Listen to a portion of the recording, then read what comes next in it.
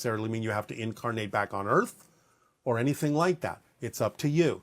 But you will choose to grow and expand because that's the nature of existence, is to be all that it is.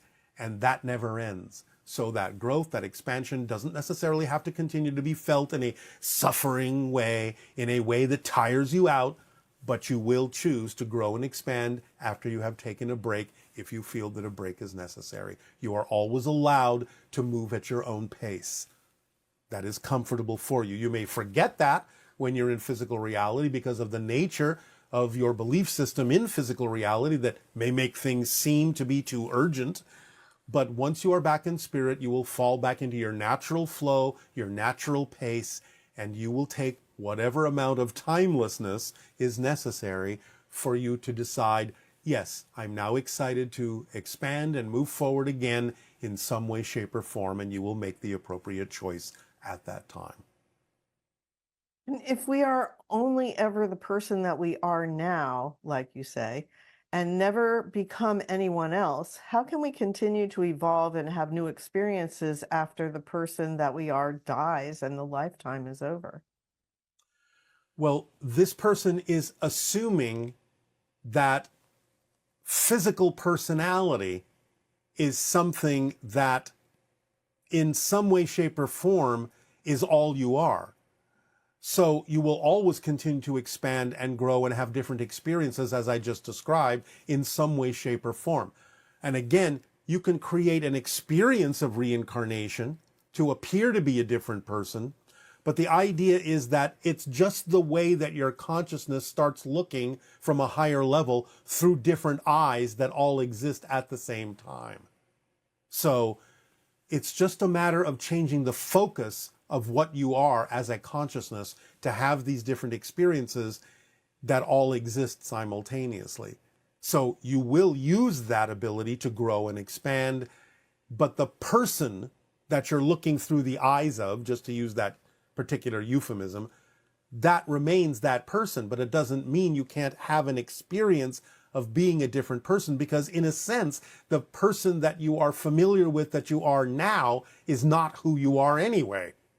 It's still eyes that you're looking through, and you have decided to look through other eyes, and you will decide to look through other eyes, and therefore it's just a matter of focusing your consciousness in a way that gives you different experiences that allow you to grow, even though you are taking advantage of a structure that already exists. We know that that explanation can be a little bit confusing, but nevertheless, that's the best we can do with your language. Actually, that's very helpful. All right. If all the parallel realities already exist and we never make changes to the structure, does it mean that the realities with pain and suffering will always be experienced by some part of consciousness? Yes. Nothing ever goes away. But again, you have to understand there are different ways to experience that concept. So there are many different ways to experience it. Sometimes you have experienced it in the way that you might call negatively. And yes, that's always a choice. It's always there. It's always part of the structure. So yes, the opportunity always exists. It has to, because some souls actually choose that for their own growth. Okay, we have some ET questions I think I'll ask here. Could you explain why Essassani clothing is blue? What kind of clothes do people wear in Willa's society? We have never said that all Essassani clothing is blue. I may have described some of the things I was wearing as blue at the time, but not all Essassani clothing is blue. We're not sure why you understood it that way.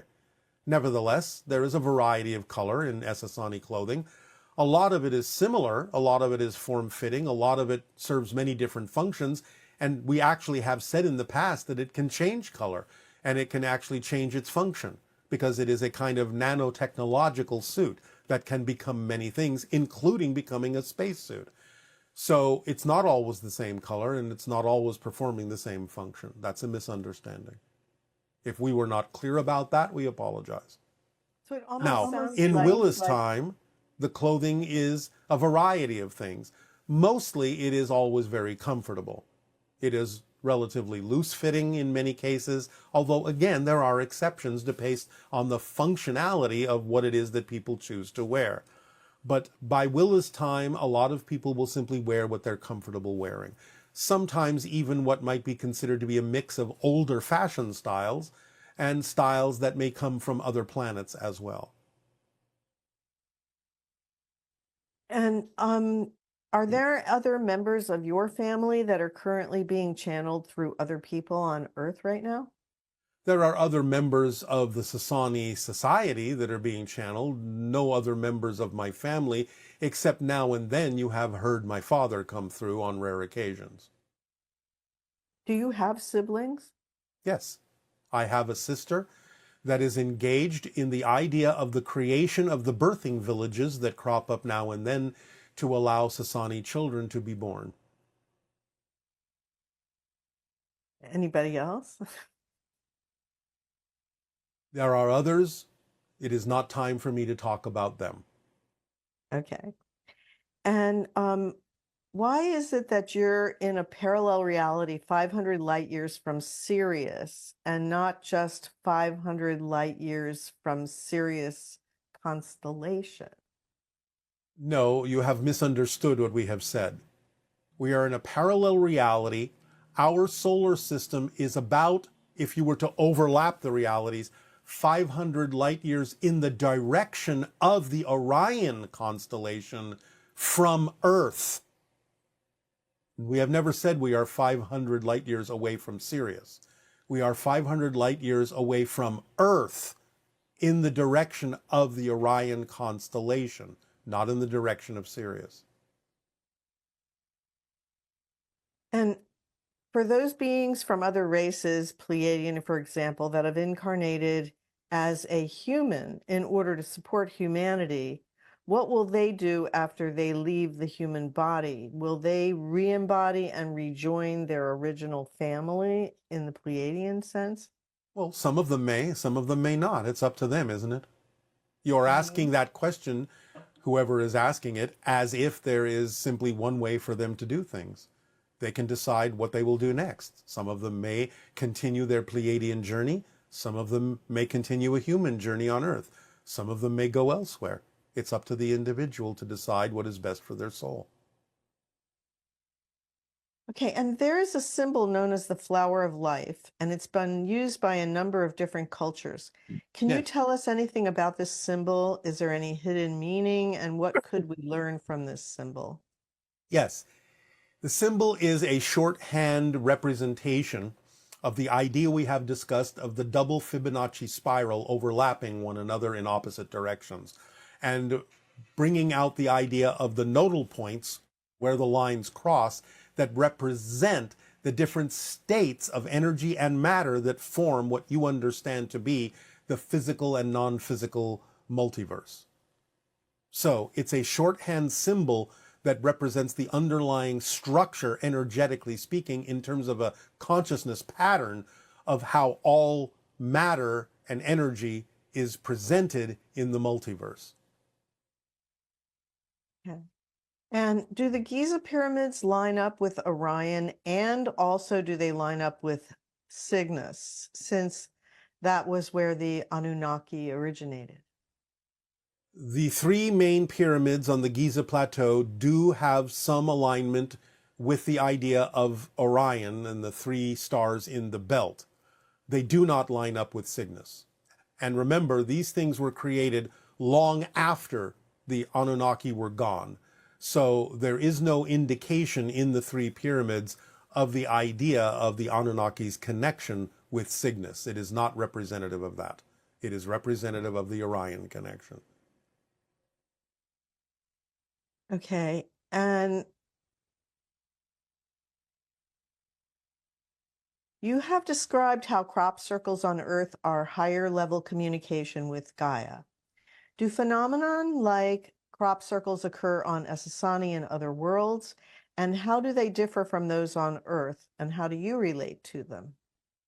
They do in different ways and can actually form in different substances. The idea is that it can be experienced, as on our world and on some other worlds, as a very playful interaction with certain interdimensional levels of consciousness that communicate by making alterations in the electromagnetic energy of certain physical substances in physical reality. But they don't have to all appear in crops. Some of them can appear in water, some of them can appear in ice, some of them can even appear in solid matter, some of them can appear in the air.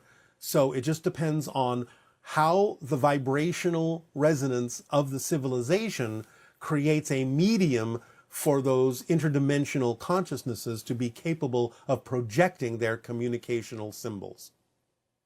On Earth, it is used in crops because that is one of the natural ways you have of relating to the idea of Earth and the elementals, is in the things that supply sustenance to you as a human being. And so it's the easiest way to get your attention. It's the easiest medium to manipulate because you have an intimate relationship with the idea of crops because they feed you. And can you explain your role with the Ascended Masters? Are you working with them? Yes, in many cases, we have actually mentioned this before, where in transmitting to your collective consciousness, we always also go through the different archetypal levels, which includes the Ascended Masters, in order to make sure that the information we are sharing with all of you does not in any way, shape, or form intervene or spoil the surprises you have created for yourself to discover. So yes, we are always working with them to determine the best way in which to deliver information that serves humanity best. And is there a symbol we can meditate on to improve our sense of self-confidence?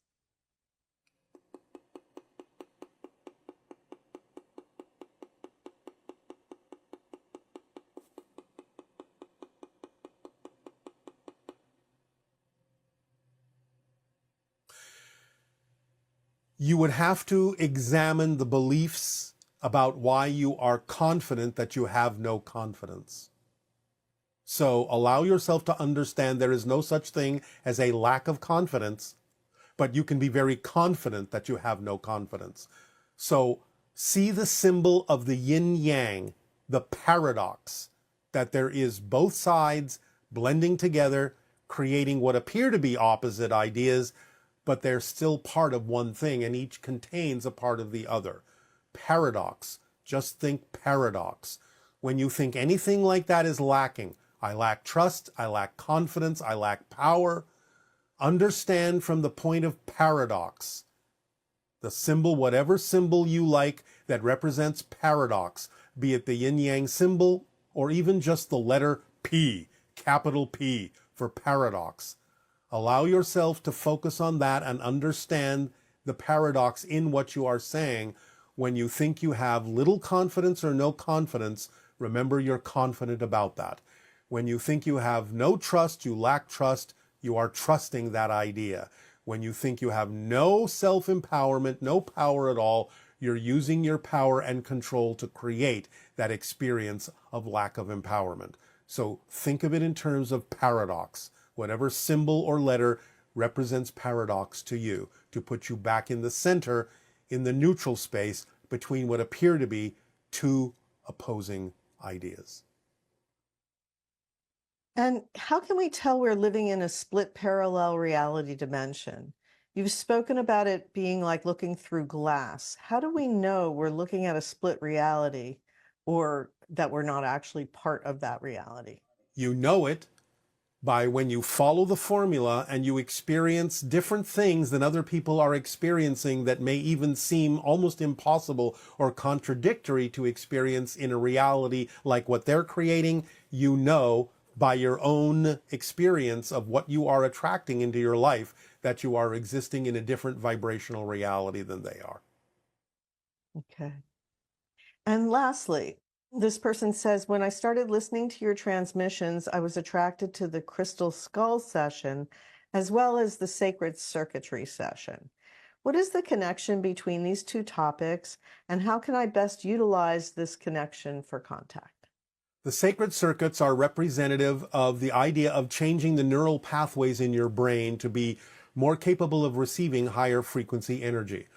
The crystalline matrix, the molecular makeup of the crystal skulls, is a kind of representation of this idea that they have certain pathways within them, molecularly speaking, in the crystalline formation that allows them to collect and absorb and retain and transmit information that is in alignment with the rearrangements you have made of the neural net in your brain by following the sacred circuits, which make you a better antenna to receive the kind of higher frequency information that is stored in the skulls. Okay, thank you. You are welcome. So we thank you for these interactions, for allowing us to share these perspectives. And again, we encourage you to take the actions and the steps, if you're willing, to be able to align with open contact, to give others a chance to do so as well, to recognize the difference between theory and what has gone beyond theory because of your own research. Take the time to do so. Take the time to recognize when something has gone over the border from theory to fact. Even if it's still anecdotal, you can allow yourself to know the difference. But in this context, obviously, we are talking about the idea of contact with ETs, such as ourselves, with other interdimensional beings. But all of this comes down to having more contact within yourselves and with each other. Being a reflection of the idea of the interstellar alliance in your own reality. Mirroring that vibration, that energy. So, our unconditional love to you all, and we give you over now to the remainder of this transmission. Go into whatever receptive state, meditative state, relaxed state you so desire, you so prefer. And we encourage you, as always, to breathe and breathe and breathe.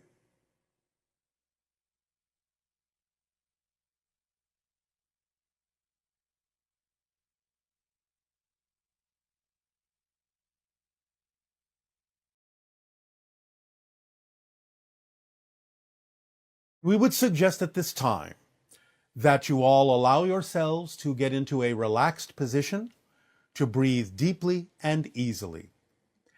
And as you are doing so, to add whatever you wish to add in terms of lights and sounds, music, what have you, eyes closed, eyes open. But relax and let go of the cares of the day. Keep breathing deeply, evenly, fully, in and out, in and out. And as you do so, we ask you to imagine a version of Earth where open contact is already happening in whatever way, shape, or form that seems relevant to you in a positive context. How you imagine it doesn't necessarily have to be literal. Just get involved in the vibrational feeling of what such a version of Earth would be like when your eyes are open to the fact that you are not alone among the stars, that there is a galactic family here for you, and that the actions that you are willing to take today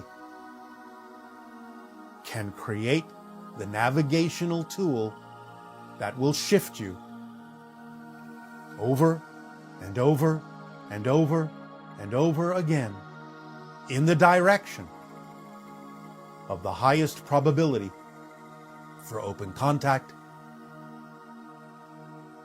and membership and participation in the Interstellar Alliance in such a way that is to your best benefit and the benefit of all, in service to humanity, so that you can open up in your imagination what such a version of Earth would be like when there is freedom, when there is bounty, when everyone has truly what they need to thrive,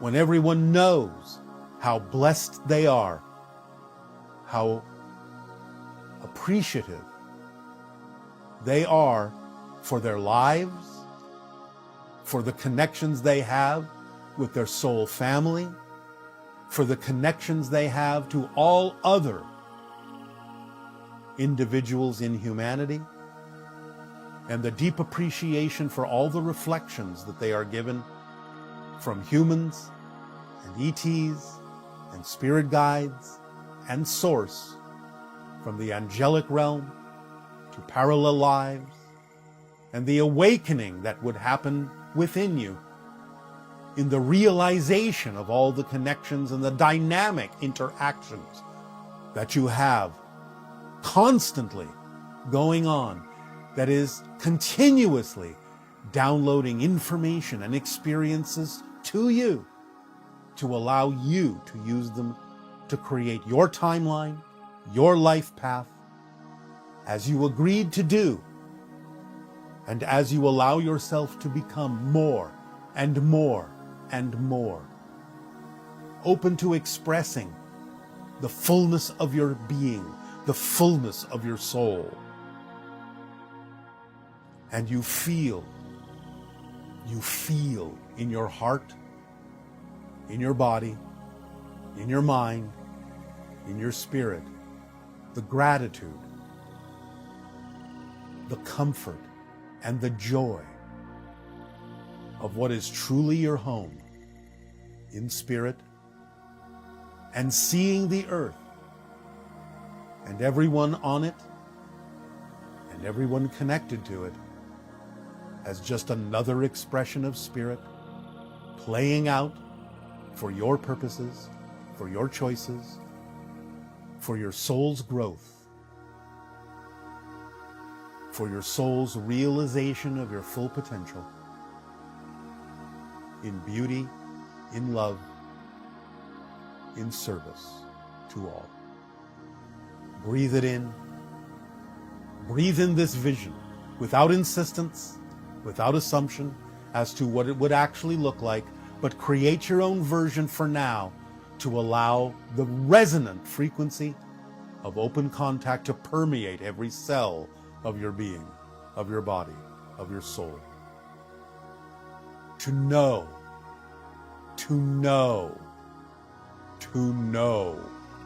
your true self and see it reflected in the eyes of joy of all the beings that will come to encounter you when open contact blossoms and blooms on the garden of earth that will allow your soul to sigh in its expression of release and freedom and joy. To sigh and let go. To take in all that you have learned. To cherish all the challenges that have helped you become, in this moment of contact, who you are. Your willingness to be you, to participate, to be involved, to be engaged, and to be in love with humanity in all of its challenges, positive and negative, that have brought you to this point, in compassion and seeing through the eyes of all that is. Breathe it in and be free. Breathe it in and be yourself. Breathe it in and join us. Breathe it in